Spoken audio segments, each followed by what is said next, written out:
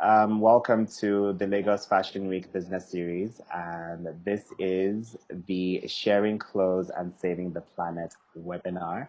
And I'm joined by three phenomenal people who will be talking all about sustainability, what it means in this current climate, and how these individuals have put in initiatives and actual platforms to do something about it and create a circular economy within fashion that has, otherwise not been the case over the past couple of centuries. So let me start by introducing Onyinye Fafi Obi. Onyinye Fafi Obi is an art director. Hello. She's worked with the Style House Styles and Lagos Fashion Week for years and has done a lot of work in the Nigerian fashion industry and is one of the pillars of our fashion community in Nigeria and internationally.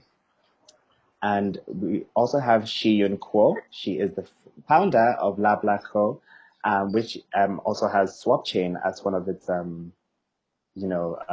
platforms under it. And you've worked many years in the fashion business space in digitalization and retail and merchandising and all of that. And of course, there's Patrick Duffy, the founder of SwapChain and also the Global Fashion Exchange.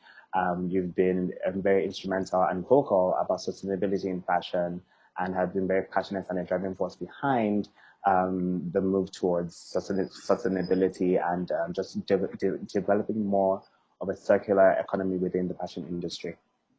Hi, guys. I hope I nailed that. Did I get that right? Better than I could ever said it. Fantastic. That's amazing. So I think, when I was asked to moderate this panel, I saw a lot of words I'd never seen before. I was like, I'm sorry, what's SwapChain? What is blockchain? What are these chains? And why can't I buy them? And I started doing some research, obviously, as you should. And I started reading up about, the SwapChain platform itself and, how you started your, how you started the Global Fashion Exchange. So Patrick, could you please share a bit more about SwapChain and the rise of sharing clothing within the fashion economy and industry?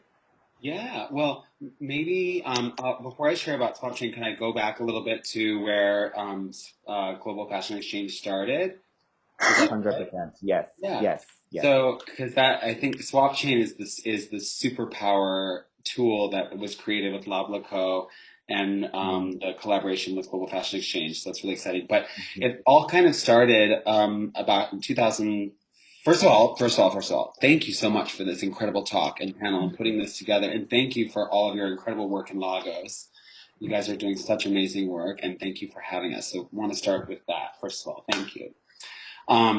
So the GFX kind of clothing swap, it started a bit of a fluke out of an existential crisis that I had in my life, one of the many, and I realized at that point what the kind of atrocities that were happening in the fashion industry around people and planet, and supply chain.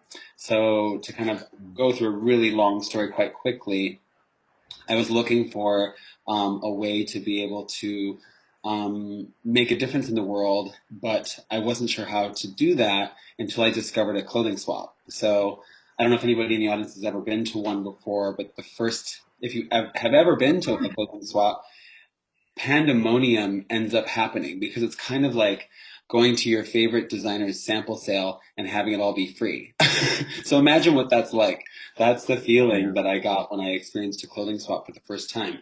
And then having a kind of a marketing, PR, production and communications background, I quickly saw that what I could do was kind of leave the old model of what I was doing behind and take the skills that I had with Global Fashion Exchange, or take the skills that I had with the marketing, communications, and PR and apply them to a clothing swap and turn it into a tool that I could use to help educate my immediate surrounding of people and consumers in the fashion industry. And so that's what happened. So we started with one clothing swap and then expanded it to kind of this global phenomenon of clothing swap. So it's not like we invented clothing swaps or did anything new. I just saw something that was working and figured out a way to unite people through that. And so that, fast forward, is what got me introduced to Lablaco, Yun and Lorenzo, my partners now for SwapChain, because the one thing that I was lacking with Global Fashion Exchange was the tracking, the traceability, the impact metrics, the technology, all of the incredible stuff that now we have powered with the Lablaco and Spin platform that we're working with.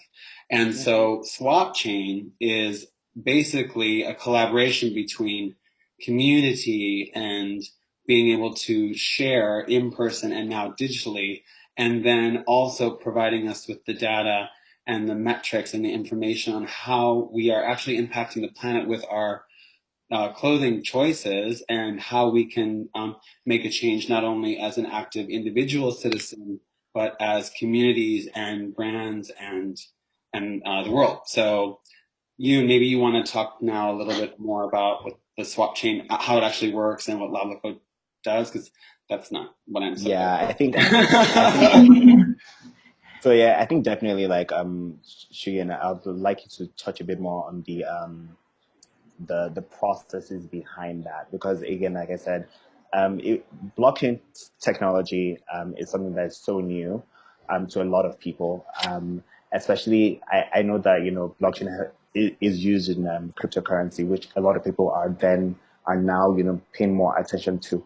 So, but before you start, like I said, a lot of the concepts that we're seeing here are new to a lot of people, especially here, because we don't stop and think about what our consumption means.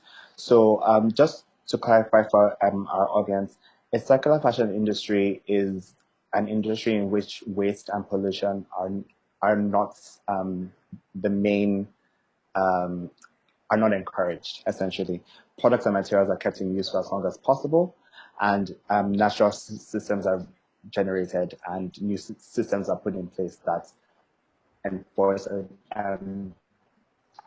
push for sustainability.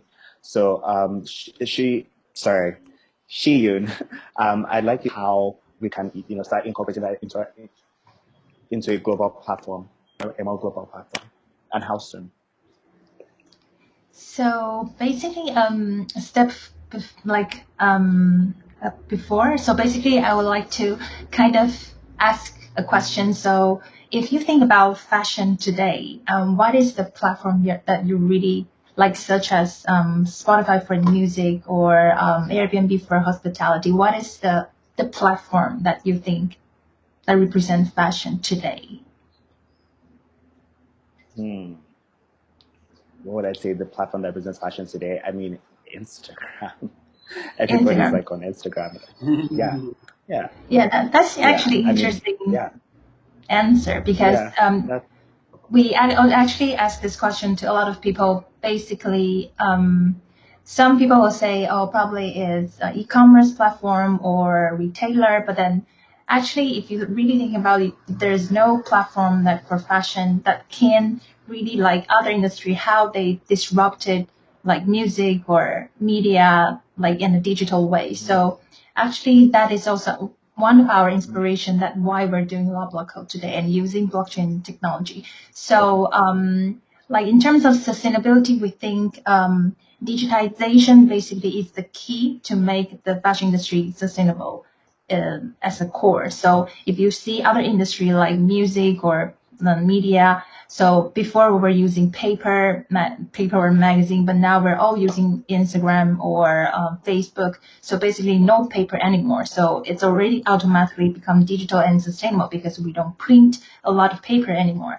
Or Uber, because before it was car, probably there are a lot of spare car, but using Uber platform, all these spare cars can be used again and digitally, so using a platform. So they basically link driver and rider. So basically, all these spare car can be used again. So there's another kind of sharing platform. So what we were thinking is fashion, why until today it's still not digitized? Because basically it's a physical product, and also you have your own size, I have my own style. So that's how difficult is this industry. So how we can digitize a physical product like fashion? So we were thinking Airbnb is one, and like food industry, Foodpanda or Deliveroo, that's how they digitize the food industry. So basically, but food is one thing that you eat and there's no more product. So it's gone. But fashion is you buy the product and product is still there. So how can we have a platform not only thinking about consumption? So it's not only buy and finish.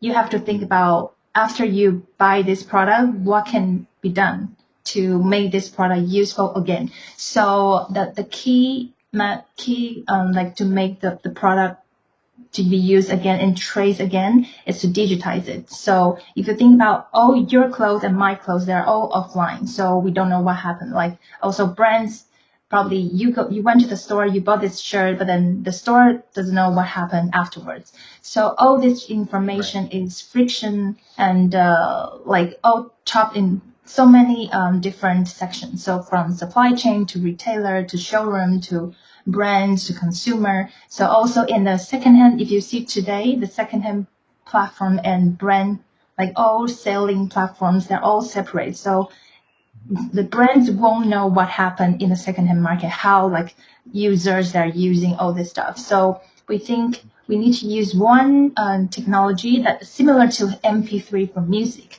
because you are listening to the music using MP3, but you don't know what MP3 is, but you're listening to the music. And musicians today, they don't need to sell the records or CDs anymore.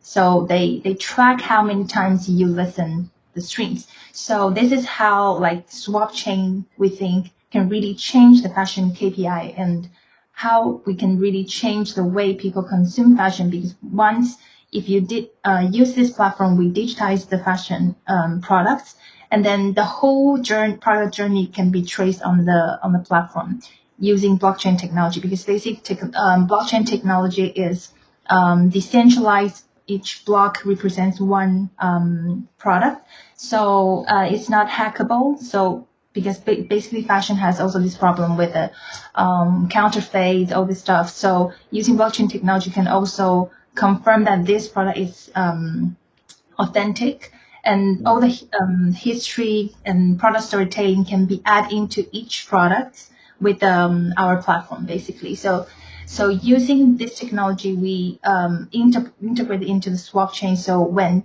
the whole community, basically, they share the clothing, and the story can be traced on the timeline, and you can see who are the owners before you. So this chain can be traced until the end of life. So all this data is kind of new ocean of data for brand retailers to, in the future, to also understand better how to produce better and so on. So yeah, this is it. Fantastic. The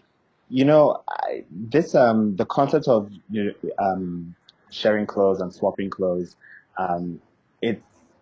we've all gone to thrift stores. We've done, sample sales, closet sales, yard sales, things like that. And generally, like, people don't really have any strong feelings towards it. But when it comes to like the fashion lover, the fashion buyer, I would think that there's a bit of a resistance, like, oh, I'm gonna buy my Acne jeans for $500, and it's a sense of pride. I have my Acne jeans, this, that, and the other. And this question is for Onyinye. In Nigeria specifically, do you think that there will be, or there is, a changing attitude to thrifting and pre-loved clothing? Basically, I think we're getting there. I'm not sure if we're all the way there yet. So I think with thrift stores and secondhand clothing is mostly looked down on here. We normally do it, most of us do it, some fashion lovers do it, but it's not necessarily something we say or we talk about. So they're really little steps that most platforms or most people are taking to just desensitize the Nigerian audience or the Nigerian fashion lover or the next door neighbor to say, okay, you know what? you buying secondhand clothing doesn't mean you're poor. It doesn't mean you're cheap. It doesn't mean you have no style. You know, it's literally a way to how would I put it? To just switch up your style, and also to put back into this economy, which is that secondhand clothing industry, right? Because if we don't buy it, it's going to go into waste, and that's what we stand against. So most platforms are actually doing campaigns about it. I know that we did a campaign about it at Lagos Fashion Week. So yeah, the Aswani I market feel like one. yes, I feel like in the next maybe 2-3 years, more people would be more into it, because after that campaign, we can see, and there was a little shift in how people, especially fashion lovers in Lagos, Nigeria, actually did view secondhand clothing. I'm sure there are a lot of people that have gone to these markets, but we just never say we've gone there, right? But I think we're steadily going towards it, and I hope it comes, really quick. Yeah. Yeah. So my next question is for both ShihYun and Patrick, and you guys can decide who's going to answer first. When you were talking about, how blockchain is not hackable, and how everyone can track supply chain and all of that with clothing, I started thinking about what it means for brands, because at the end of the day, the fashion business and industry is still a business. People need to make their money. They need to sell their clothing. They need to turn their profits or whatever. Do you think that a lot of brands would be adverse to SwapChain or close swapping like this because it might affect their bottom line? Or is there a way for them to still be profitable while being sustainable? Yeah. Yoon, do you want to start with that one? Okay, or me, you. You're Shireen, you go first. Go ahead. Yeah.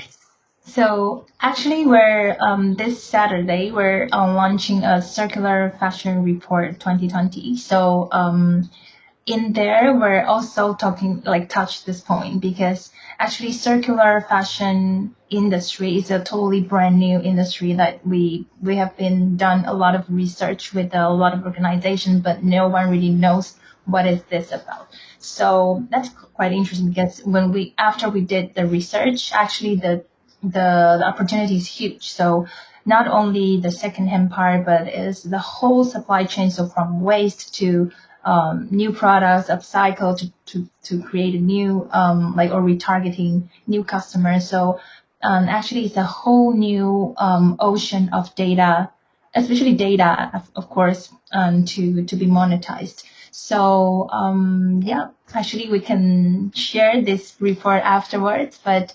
for sure, yeah, for sure, it's a multi-trillion dollars of industry that I think also retailers, brands, and final customer or content creators that can tackle down. Also, in terms of digital fashion that's coming up, once the product is digitized, also we can monetize in another way. So probably it's not only the physical product can be monetized, also the digital product can be monetized in some ways, and some that we're already seeing that it's happening now, basically. Okay. Patrick, do you have anything to add to that? Yeah, I'd love to build on that. I think we've been really trained for so long to think that the fashion industry is only about one thing, which is making clothes, selling clothes, throwing clothes away, in that kind of cycle. And what's so incredible about what we're seeing now, and what you was just touching on, and what you guys are doing in Lagos Fashion Week, is opening eyes to different pathways for brands, companies, artisans, designers, and supply chains, whoever's participating in the fashion industry, to create new pathways for revenue. And what's interesting is that we're starting to see and actually encourage brands to think about not just about producing their clothing in a way that's not harmful to people or planet, as we do see, and what Yoon was talking about with the wonderful report that will be released on Saturday, but also touching back on another point that she made earlier about the recirculation and the changing of the KPIs. So to to talk about the changing of the KPIs is really exciting because, for instance, if the KPI is about how many times is something shared, how many times is something circulated, then that can be a metric that a brand monetizes and uses as a success metric. Then imagine if we can put a swap shop in a place like Zara or Selfridges or your favorite store or Gucci or Prada or in your a local small store or grocery store. So what you was talking about is really powerful because it unites people and it brings people together and it allows us to think more freely than being locked into the system, which has obviously been detrimental for a very, very long time. Working. Yeah. Fantastic. I mean, reading up about, the Global Fashion Exchange, I know that, you use a lot of facts and figures about the harm to the environment, especially with fast fashion brands and, how many tons of water or liters of water it takes to make one pair of jeans and, just how detrimental that is to the environment. So I understand that, expanding the lifespan of our clothes is it's important because, I mean, we can't just be using finite resources to continue like wasting it and all of that. So do you think it would be in a lot of brands' best interest, especially for like, I guess, intellectual property and stuff like that, to move into SwapChain and have more of their designs and their like, I guess, IP on that platform? Do you think it's better for them in the long run as opposed to just like, coming up with new ideas every once in a while? Like, do you think it's better that way? Or do you think it stifles creativity if they don't if they don't stay in that space? I think I mean, I guess I'm kind of a biased source. Yeah, I think so. I mean, I guess I'm because I mean, it's yes. I think the answer is yes. And what's so exciting about it is that it's something so like, again, the idea of swapping and sharing is not something new.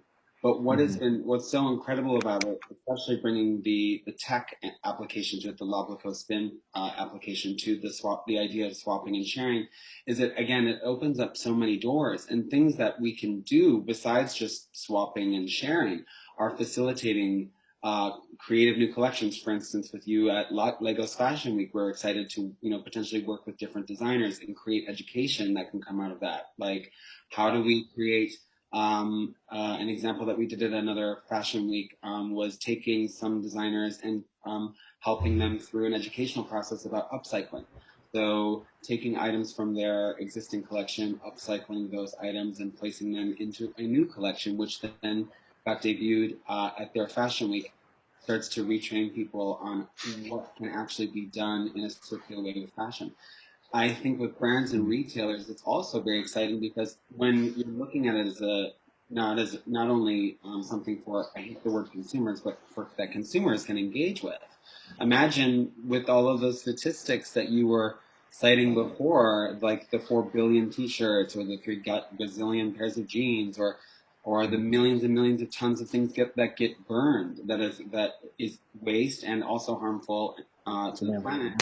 We can use those things as resources and actually plug those into this new model. And then, as you were saying before, challenge that system and gamify it in a way where you can show people that it's actually cool to recirculate. And you're going to love the story that's behind that jacket. And look, it's in Paris, and then it was in Japan, and now it's in Lagos, and then it goes to Brazil, and again, it's just a whole new way of thinking. I think yes, yeah. Okay, that's fantastic. I wonder if there's any like key figures and numbers that we can say, okay, this is a goal that we want to achieve with sustainability in fashion by X amount of years.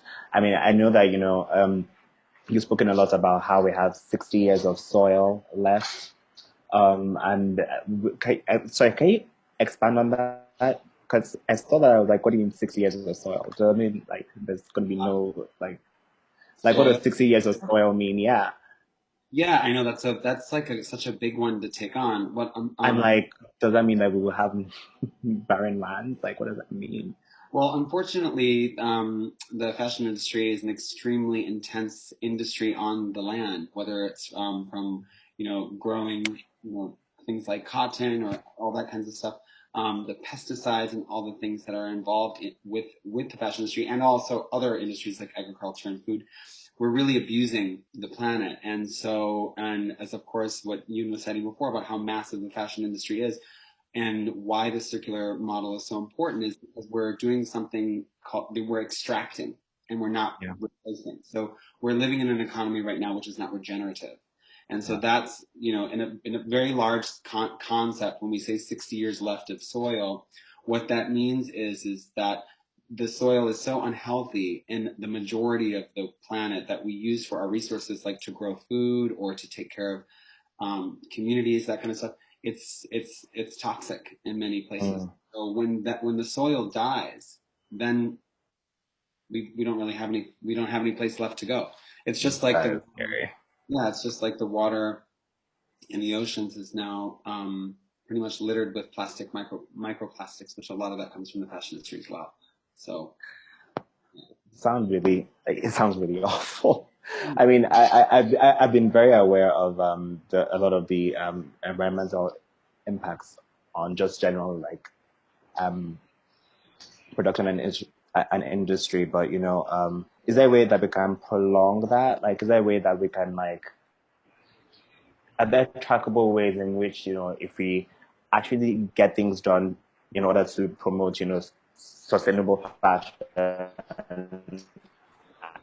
and better production practices and all of that, can we expand that shelf like 80 years more of soil? Like, is it beyond repair, or is it just like it is what it is right now and it's not changing? I need like a silver lining. Is there like anything that we can do to like expand that shelf life? Yeah, I can start that one. I think it's sure. That's a very, I don't know if I have the answer to that, but I'm not a scientist. However, definitely not a scientist. I can, but what I do know is that it's going to take incredible action and actors like you and Omoyemi and Lagos Fashion Week, and with you and Lorenzo, what we're doing at the Fashion Summit, and calling people and calling brands and global companies to take actionable steps now. That's the only way that we do have a shot at it. Because if we, I do believe in the idea that, making small changes in our lives will make an impact. But unfortunately, that is something that we are past. We can't just make a small change anymore. We can't do that anymore. Now is time for drastic measures. And that's an extremely challenging. A more collaborative efforts as well. Yeah, exactly. So, when we look at what you guys are doing in Lagos, it's the exciting, projects, collaboration that we will have together with SwapChain and Spin and sharing. And that's a major, massive step that you guys are taking. And we're so proud to be a part of that with you, because what that's doing is actually saying to the community of your entire community that this is something that we need to be thinking about moving forward. So that's a massive collective action step. So Omo, as a catalyst for the summit, we're so proud and so excited for you to be doing that, and your community to be doing that, because that means that you're collaborating in a forward-looking vision. And I don't know how many years that's going to knock off, for the soil, but I do know that massive steps with communities like that will make a difference. Yeah, very well. Thank you so much. Onyinye, could you please talk about the African secondhand clothing industry? For those of you who don't know, we have something in Lagos called the Aswani Market. It is it's another thing that we call it is Okrika or bend down selects. It's literally you have heaps of clothing Yeah, you have heaps of clothing in mounds, literally like mountains and mounds of clothing, and you can buy these pre-used, pre-owned clothes for like dirt cheap. I've been there myself before. I saw a documentary there a few years ago, and what I saw there was a lot of people, just getting their hands dirty and just, it was like a giant thrift store, but like there was no rhyme or reason, just like heaps and mounds of clothing. And I know that we said earlier, LFW did a documentary on that, I think about 2 years ago, which you directed and I'm a part of. So could you please touch on the African secondhand clothing industry and also see if you can like talk about how we can, standardize it a bit more and make it a viable, if possible, a viable industry in its own right. Okay, so basically, what Patrick and ShihYun said, like mostly the swap culture. We don't necessarily have the swap culture here. What we do have here is the secondhand clothing culture. So it's basically like Denola said, a huge thrift store which covers like a lot of land. Right? It's just a market, so it's a huge land, and you just have little segments with the traders selling their secondhand clothing items, whatever. And it's not just based in Lagos alone. We basically have it in Lagos as Aswani. We have it somewhere in Lagos. We have the Katangoa market. We have it in Ghana as Mokola market and Katamantu market. So it's basically a culture in West Africa, which is the secondhand clothing culture. And it's basically looked down on in Lagos, I would say. I'm not really sure of other West African countries or other African countries, but I know in Lagos it's kind of looked down upon. We don't necessarily say we go there, but we go there. We know we go there. But we don't say we go there. I've gone there. I've done a documentary there. I'm not ashamed to say I have. But now it's like after the campaign, I think more people were happy to see themselves be represented. Mostly the traders, because you have this ecosystem of traders who are fending their family and taking their children to school from that trade, right? It's not a big deal. It's not a bad thing, right? But it's such an amazing, feat for them. We also interviewed the traders. We interviewed the head honcho of the market. So we call her the Yaloja. She basically heads the market and controls the whole traders.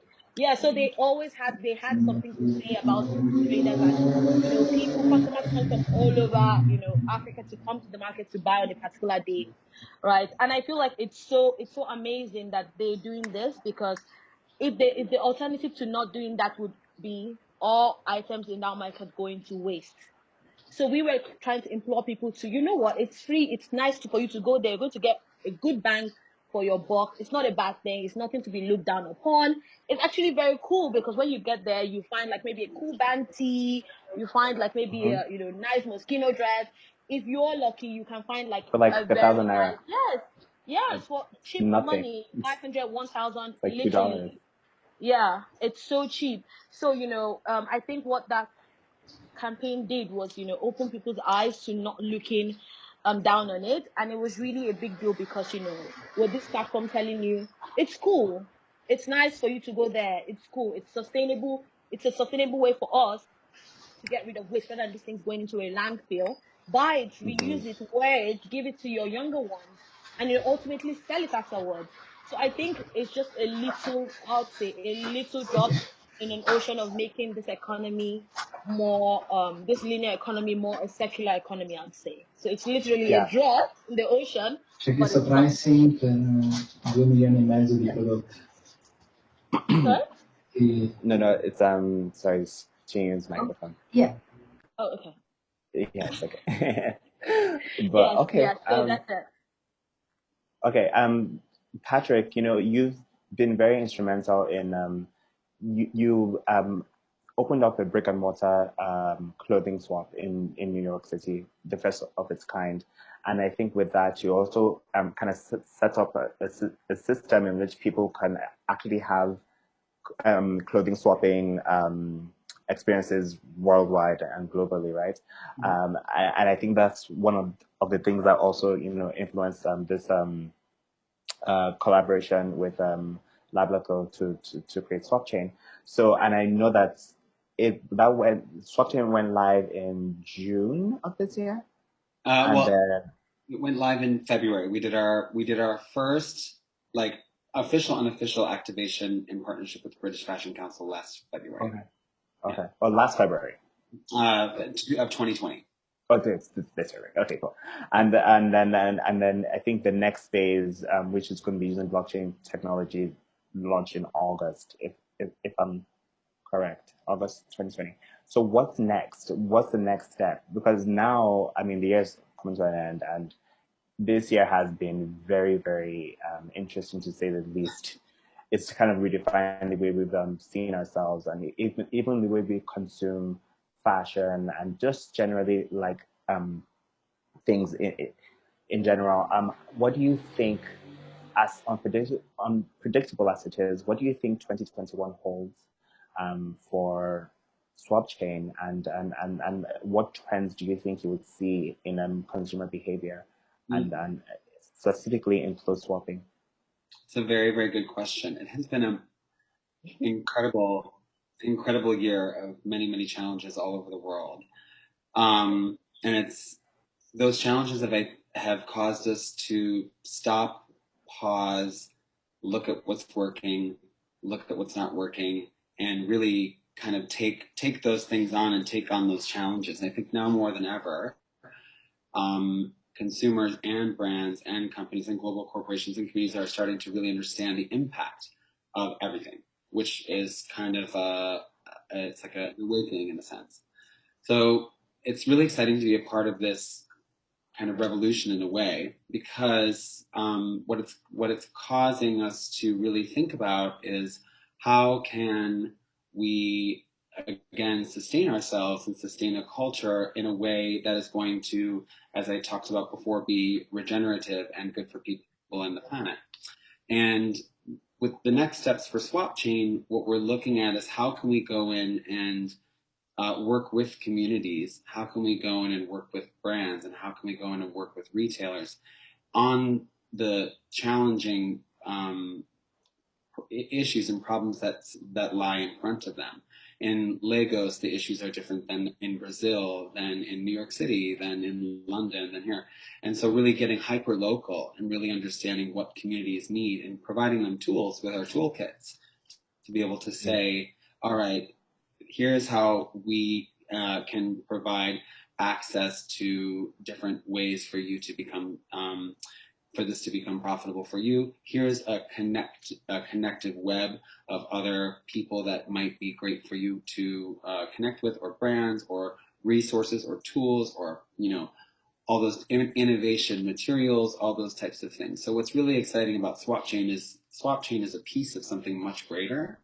And that's what really excites me, is because, as I talked about from the very beginning, the pandemonium feeling that I got when I first saw SwapChain is indescribable. And I cannot wait to see what the feeling that, to hear the feeling that you guys have when you guys experience the swap for the first time, if you haven't already. And so taking that feeling. Be something. What's that? It would be something, I'm sure. Yeah. Taking that feeling and kind of, as Yoon says, recirculating that feeling over and over again for impact, I think is really going to be very exciting, because the tools that we have and that we're looking at implementing across the board are tools for change. So I'm excited to really go deep with those. So positive. I'm seeing positive. I'm right there with you, and I think it's an amazing initiative, and I really can't wait to see what comes of it on a global scale. ShihYun, thank you so much for joining us. Patrick, thank you so much for joining us. Onyinye, do you have anything else to add? Basically, I think because I feel like we've covered. It's touched on every topic we wanted to say or speak on. Yeah. And guys, thank you so much for being a part of this conversation. Yeah. Hopefully we get to start making some real changes in the planet. And I really want to applaud ShihYun and Patrick and Oye for being on the right side of history. I think now more than ever, it's very important that, we're on the right side of things. We've done enough harm as a planet, and I think it's good to have people that are, fighting for what's right. So thank you so much, guys. And please be safe, and hopefully, so Bye. Hopefully next time in person we'll all be together. Thank you. Hopefully, yes. No. Hopefully. Bye. Thank you so much. It's been so wonderful. Thank you. Yeah, bye. Bye.